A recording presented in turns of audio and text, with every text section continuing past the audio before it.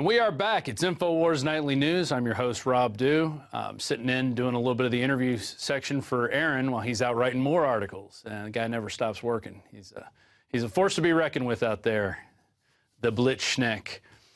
So earlier in the broadcast, he covered the article that Patrick Henningsen wrote, More Furious, U.S. Soldiers Trafficking Arms, Drugs to DEA Agents Posing as Los Zetas. Very disturbing article. I read it and I heard him talk to Alex on Thursday, but I thought it was important enough to bring back up again just to keep putting it out there in the blogosphere and seeing if we can make heads or tails of this. Patrick, thanks for joining us. Yeah, nice to be with you, Rob. So, what tipped you off to this article here, More Furious? How did you, what caught your attention on it, and what made you write this article? The original tip I got was from the Minuteman PAC, which is a big border security, immigration issue website and political action group. And they had the initial blog, and there was a link to the official complaint, which was at the Department of Justice, South Texas District Court. So I clicked on that, and there was the story. One of the most fascinating and bizarre stories I've seen in recent years regarding trafficking over the border and also drugs, Mexican drug cartels, U.S. Army soldiers, active duty, Afghanistan. It all comes together in this story. It reads like a very dark John Grisham novel. Yeah, and to me, it's like, where are the, quote, bad guys? You know, we've got U.S. Army, there are troops, we have to support them, and then we have DEA agents that are supposed to be fighting this war on drugs. There's no bad guys here. It's like we're creating our own problem. Yeah, one hand, clearly, as Alex Jones put it on air Friday morning, we spoke about this story. Clearly, one hand doesn't know what the other hand is doing in this. And, you know, it's very difficult in the world of drugs and the world of drug enforcement. You have a thing called the informant. So there are literally hundreds or thousands of FBI informants, DEA informants, and people who are on the books of the federal agencies who are supposedly, some are undercover and others are actually members of Los Zetas drug cartel or members of gangs, and they are on the books giving information. So when a deal is going down, and if there are federal agents investigating, in some cases they don't know the identity of all these informants. And obviously, when the deal goes down, then they will go and they'll then say, my handler is such and such at the FBI's head offices or the head of the DEA, because their identities need to be confidential, apparently for their security, because there are moles and rats within the FBI and within the DEA and within the gangs themselves. Yeah, it says here in your article, this is, I guess, an AP Huffington Post, Kevin Corley was discharged from the Army on March 13th, according to Army Human Resources. Your article comes out April 5th, so he didn't waste any time reaching out to his network and coming up with, what, 500 pounds of marijuana? I mean, what are the details of this particular sting? Well, basically, Corley was the head of security for the gang. In this gang is also other members of his family, other Corleys, who are based out of South Carolina. Now, Corley was operating out of Texas. I'm not sure the details of where he got his 500-pound, half-a-ton consignment of marijuana. And also, what's also interesting is after he managed to bring the half-a-ton of marijuana to South Carolina, and after the DEA apprehended this truck full of marijuana and then let the Corley gang drive on while the truck was stopped, the Corleys were back doing business only days or weeks later. And their business included offering wet work, which is murder for hire, contract services, and also Kevin Corley, interestingly enough, was a drill sergeant for the 4th Brigade and the 4th Infantry based at Fort Carson in Colorado. And they were deployed on multiple tours in Afghanistan. And you also find the 4th, it's an elite combat strike force based out of Fort Carson. He offered to train 40 Los Zetas U.S. military training standard, using U.S. military manuals with U.S. military weapons, which he was happy to provide to them, so long as they would get rid of the serial numbers on the guns, for instance, so they couldn't be traced back to him or back to his stockade in at Fort Carson, quite possibly.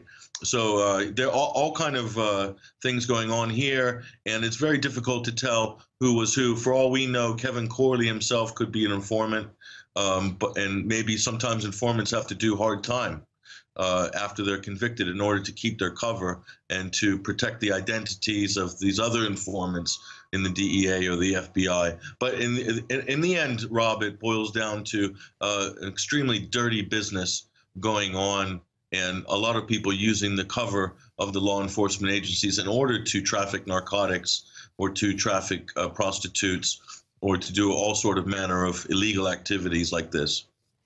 Yeah, which brings us to another article that we covered earlier. War on drugs has failed, say Latin American leaders. Watershed Summit will admit that prohibition has failed and call for more nuanced and liberalized tactics. So that way you don't have your armed forces or your federal agencies out there playing possum with each other as to who's doing what. I mean, it's crazy. I think it's Perez Molina writes, the prohibition paradigm that inspires mainstream global drug policy is based on a false premise. The global drug markets can be eradicated. They can't be eradicated. Drugs are always going to be here. They've always been here. They're never going to go away. I mean, as long as there's earth, people are going to be planting pot. They're going to be planting cocoa. That's just the way it is, and you're never going to stop it. And you could either tax it and make money off of it, which will take money away from the banks who launder it, as George Carlin said, and many others, or you could keep this fake war going and put people in prisons and create another cottage industry, which is this prison industrial complex.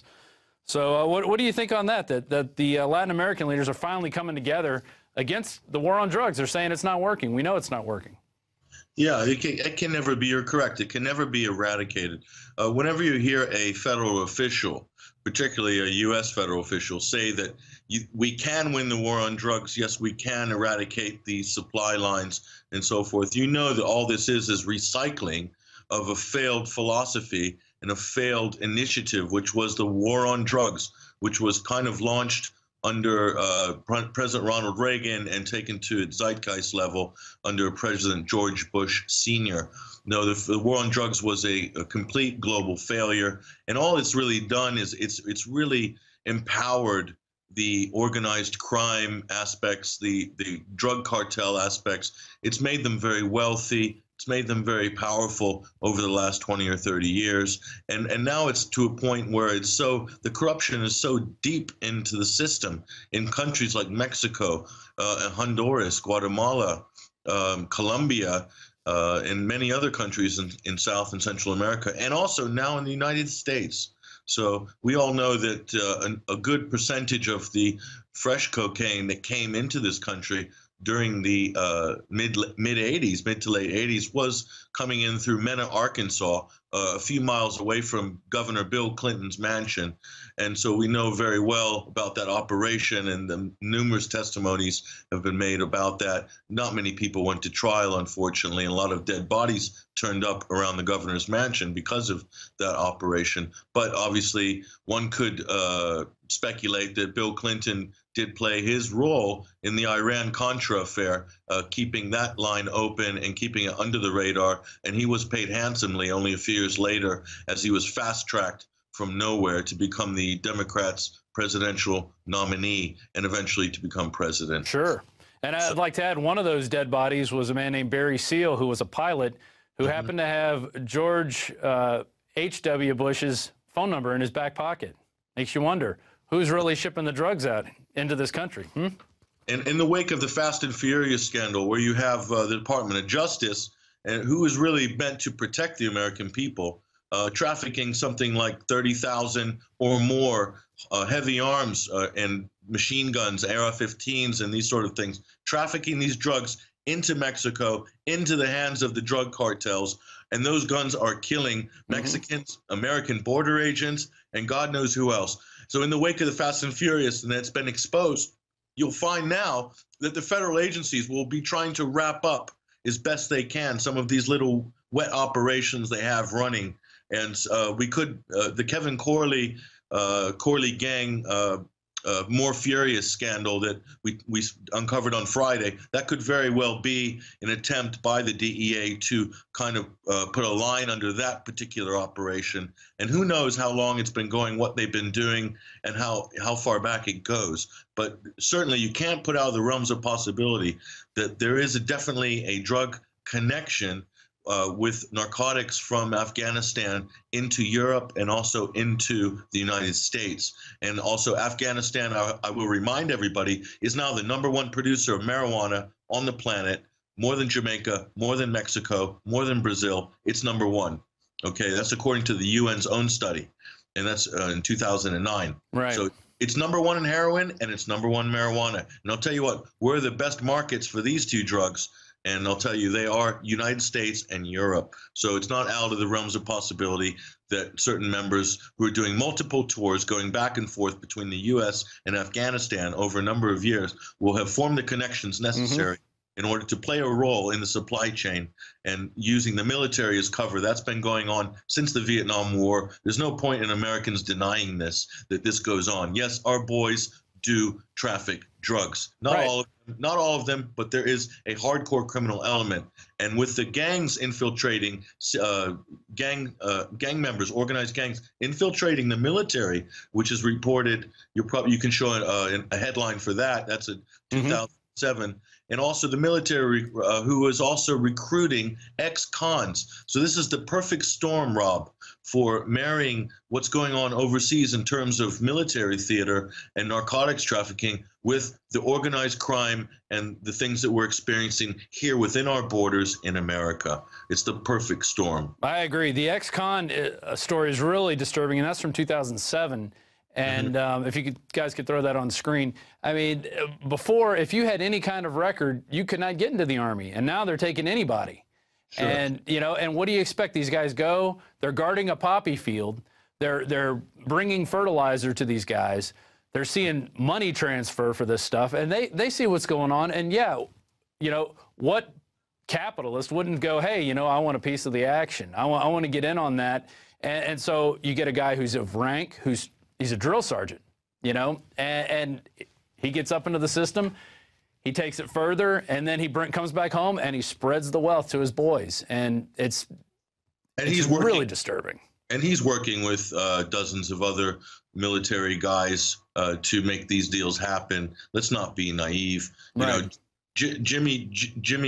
John Boyd Walton from Peoria, Illinois, doesn't know a damn thing about trafficking drugs or what to do with them. But I'll tell you, if you're from an organized gang in a major U.S. city, you know exactly when you see it. You know what it's worth. You know how to cut it. You know how to cut it. You know what the street value is. They'll do the math right in their head straight away. So they are definitely primed to be able to take these products from the end of the supply chain and put it onto the street. They are the guys who can do that end of the heavy lifting as far as any military trafficking drugs into the United States from either Mexico or from Afghanistan or from anywhere else. And I'll tell you what, there are other countries are doing exactly the same thing. The French military and any country or the British military, any country that has a navy overseas and has ships or has major C-130 giant planes flying in and out with cargo, they have the ability to do exactly the same thing. And I can say off the record that can confirm reports that they are. I can't say specifics because it was told to me in confidence, but that is the case. Well, I don't doubt that, and that's definitely going to come out. As more of this happens, people are going to slip up, and we'll find it, and we'll keep reporting on it. Real quick, I want to conclude here. You've got an article coming out about the Trayvon Martin case. Why don't you tell us a little bit about what's going to be with that article tomorrow and what we can expect to see? Okay. Firstly, there's a lot of developments over the weekend with the Trayvon Martin case, but more so in the synchronicity that our brains are all working. Kurt Nimmo was psychically working on the same line as I was, and Alex ran with it this morning, talking about the race war in America. So I'm going to break down, firstly, in one article, I'm going to break down there is a race war which is being pushed and being engineered by the media and by political partisan political interests in this country. And I'll tell you exactly, we know exactly where this race war is headed. And I'll talk about that tomorrow. And it's really headed towards what's the next phase of the race war is a class warfare. Okay, and that's already been primed by the Occupy movement over the last 6 or 8 months. The other thing is I'm going to have some breaking news about what's happening with the actual George Zimmerman case, where it's going and where it's going to end up. And that'll be an InfoWars or an Alex Jones Show exclusive. And this is information that no one else in the media is really touching right now. We're going to be first on that, and also a few other things about a fake news story, which was put out and promoted by the Southern Poverty Law Center this past weekend. We're going to fully debunk it. I've spoke to the Sanford Police Department already. We've got a statement from them which debunks the story. And so that'll be all in the news tomorrow morning. Well, we look forward to that because the mainstream media seems to be only interested in pushing a race war, not in presenting facts as they are. And so I can't wait to see that report tomorrow. Patrick, thanks for joining us, and we'll talk to you shortly. Thanks, Rob. All right.